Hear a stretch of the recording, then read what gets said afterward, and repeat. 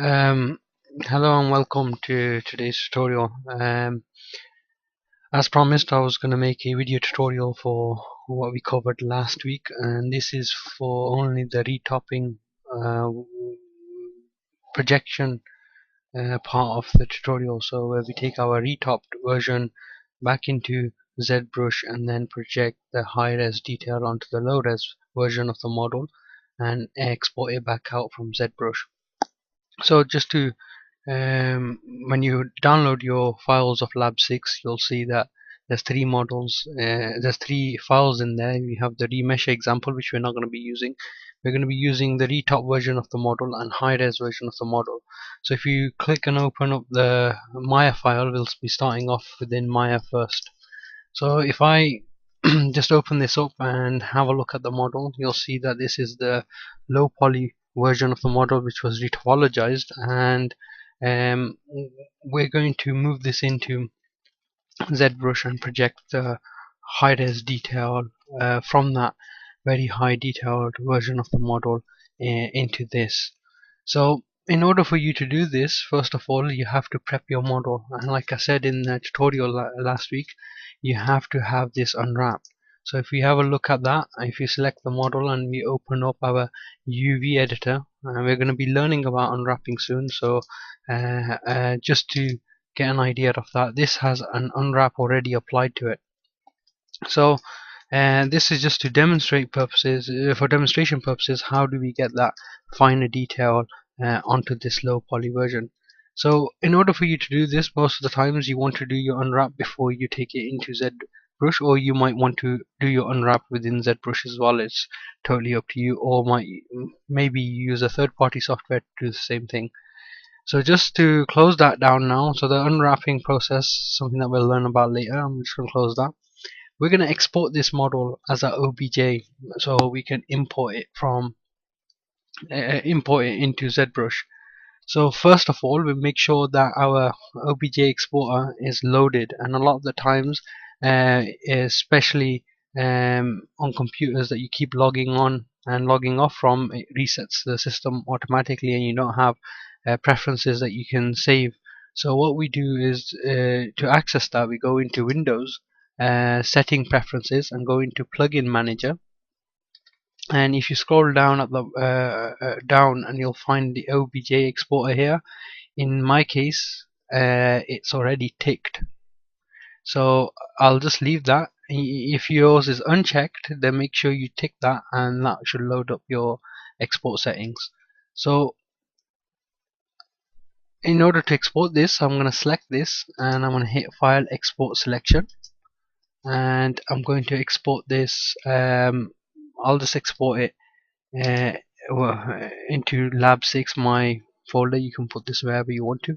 So I've allocated this folder, and in order for me to access OBJ, I'm just going to open up my export menu and load in, hit the OBJ button. So I'm going to call this the low res model, and I'm going to hit export selection. So now that model has been exported for me, and what I'll do is I'll go back into ZBrush and I will firstly open up my high res model. So in order to do that, I'm just gonna load the tool. So hit load tool and navigate to my file. So mine is under Lab 6. So and high res version of the model is the file that I'm going to be looking at. Once I have done that, I'm just gonna load that up so I can see the detail version. I'll put on a different shader so I can just see the detail a bit better as well. So you can see from that the detail that's projected in this model. You don't have to do this, you don't have to load up the shader, but I'll just do it just so I can show the detail on that model itself. So that's the tool that's loaded up, and that's the saved file. So as you can see, if I look at my geometry, there's only high res detail. There is no subdivisions in this. For whatever reason they're collapsed just for this demonstration purposes. So the idea is to take the detail from this high res model and project it onto that low poly version of the model that we've just exported. In a similar way, last week you were retopologizing your models, so in the same sense, once you have your retopologized version of the models, you want to be able to export them out. So now what we'll do is we'll import the file that we exported out. So firstly, I'm going to click on the simple brush and hit switch, just so that we don't erase or export on top of the model that we already have, so we bring it into a new tool altogether. So if I hit import, and I should be already in the folder now, so I'll open that low res model and click on quads and triangles compatible. So you see that I've got two versions there. So currently I have this high res, and then if I click on the low res, I can load that up as well. So I'm just going to drag that up there. So make my view editable. So here's my view. I can turn around, and if I hit the high res, you'll see that model itself is the high res version.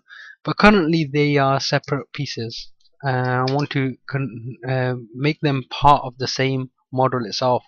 So as you can see, we have the eyes and everything as part of that model. So I'm going to split this, so you should know how to do this. I'm going to group split everything on that. So now everything is on a separate layer. I'm going to turn these other pieces off and make sure that I only have the only have the bit that I want to project. So like for like. Now I want to move that low poly version of the model and make it part of the subtools. The way we're going to do this is we're going to use the append option. So if I hit append, I can navigate and hit the low res model, and you'll see that it loads up on top of the model itself. So currently we've got the high res and there, and the low res sitting on top of each other. So this is my low res, and that's my high res version of the model. Firstly, first thing to note here is the high res model currently is sitting at 3.7 million, and if I click on the low res poly version, you'll see that it's at 3,600 polys. So there's a massive difference. So we can't export like for like detail. In order for us to export, we have to subdivide to the same level. But I don't want to do subdivide straight away to the highest level. In order, the reason for that is because when I hit the project option, what will happen is most likely the system will take some time doing some calculations, and then after that I'll get my results. So what I'm going to do first is I'm going to subdivide this as well. So I'm going to hit my geometry option, and I'm going to hit divide first. So you can see that my low poly version, I'm subdividing my low poly version. So it's my low res version that is selected, and I'm hitting the geometry to subdivide that. And I'll just subdivide that 3 times, maybe 4, and I'm at 228,000 polys in comparison to the 3.7 million polys that we have for the other one. I'm not going to go all the way up, just in case I subdivide, just in case I project and then I have some errors, and in this case you will, because the errors I've already put them in the actual model. So if I hit project all now and give this some time to think, what's going to happen is the model is processing, and then it's going to give me some it's made some calculations and adjustments, and it's tried to match our model. If I turn the high res model off, just so I can see what's happened, you can see that it's tried to match all this area up, and all that details come into the low poly version, but there's a problem here. And now the problem is the fact that this bit here for some reason is giving us the errors. I'm going to undo that, and I'm just going to look at the settings. So right now the projection settings is set to 0.02. Now that means that it's only allowing me to allowing the model to look at 0.02 distance away from the actual model itself. If I increase that, I'm just going to increase that to 0.03, and this is all different for different kind of models, and usually you have to play around with the settings to get it right. If you go too high, it's gonna not project the detail too well, and if you keep this too low, you're going to get different errors. So it's good to kind of experiment with this and find out what your distance is. Because I have done this many times, I know the difference is 0.03. So if I hit project all now, you'll see that the error that I had, the problem, should be gone away. So I'm going to turn this way, and you can see that error that I was getting here is no longer there. So that means that it's done something. Most likely it has fixed the problem.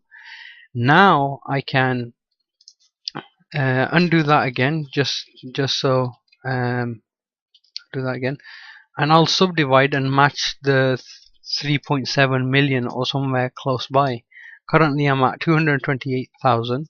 So if I hit divide two more times, that takes me to 3.6.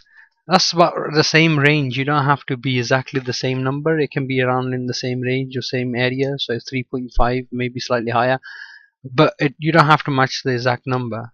Now if I hit project all, it's gonna think about every point. So those 3.6 million polys are being processed as we speak, and it's trying to work out and match everything.